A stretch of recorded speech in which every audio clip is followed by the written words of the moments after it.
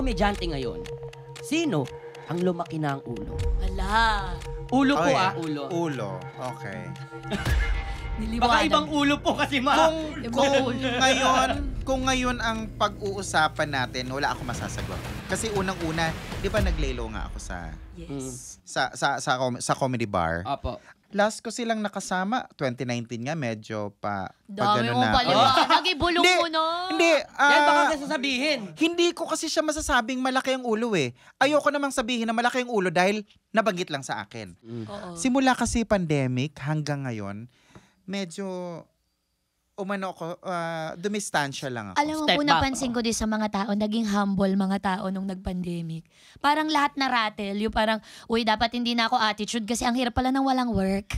Ng mga 2 taon akong hindi nag-work, yung kahit ano oo-ohan ko, dapat pala naging mabait ako dati. Charas. Nagkaroon ng realization. Naging maingat yung mga tao. Kaya siguro wala na ring lumalaki ulo kasi talamak din yung cancel culture. Well, Bakla sige. ka, ipopost kita, wag kang ganyan. Tama. Parang Ganun. ganun.